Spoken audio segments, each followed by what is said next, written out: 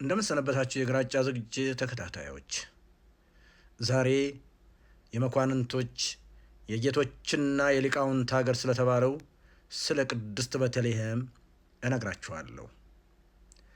ቅድስት ቤተልሔም ከመባሏ በፊት አካባቢው አበገተመ ይባል ነበር። አበገተመ ማለት የመኳንንቶች የጌቶችና የሊቃውንት ሀገር ማለት ነው። እውነት ነው።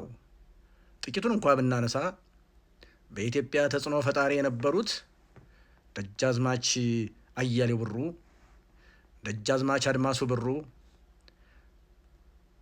ቢትወደድ ገሰሰ ረታ፣ የኔም ሀያት ቀኛዝማች ምረቱ እንዲሁም በኋላ የነ ዶክተር አምባቸው የትውልድ ቦታ ነው።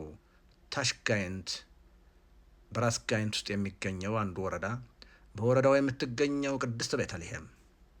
ቅድስት ቤተልሔምና ዙራባ ጽርሐ አርያም አቡነ አረጋዊ ገዳም ብቸኞቹ በኢትዮጵያ ኦርቶዶክስ ቤተ ክርስቲያን መንፈሳዊ ዩኒቨርሲቲዎች ናቸው። እነዚህም የሚገኙት ራስ ጋይንት ውስጥ ነው። ዛሬ ስለ ቅድስት ቤተልሔም ብቻ ነግራችኋለሁ። ቅድስት ቤተልሔም መታነጽ የጀመረው በአራተኛው ክፍለ ዘመን በአብርሃ ወአጽብሃ ነው።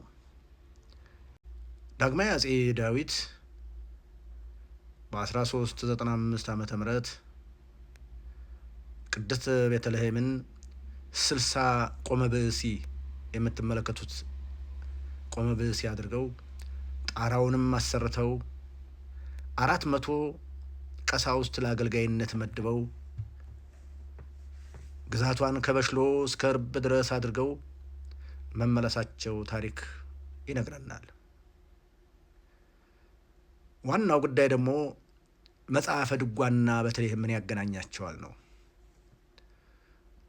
ግራኝ መሐመድ ካወደማቸው ቅርሶች መካከል የቤተ ክርስቲያን ቁሳዊና መንፈሳዊ ቅርሶች ብዙ ናቸው።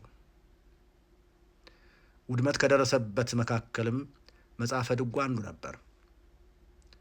አጼ ሰርጸ ድንግል መልሰው ለማደራጀት በሞከሩበት ወቅት መጽሐፈ ድጓ ፈልገው አፈላልገው የትም ቦታ ማግኘት አልቻሉም።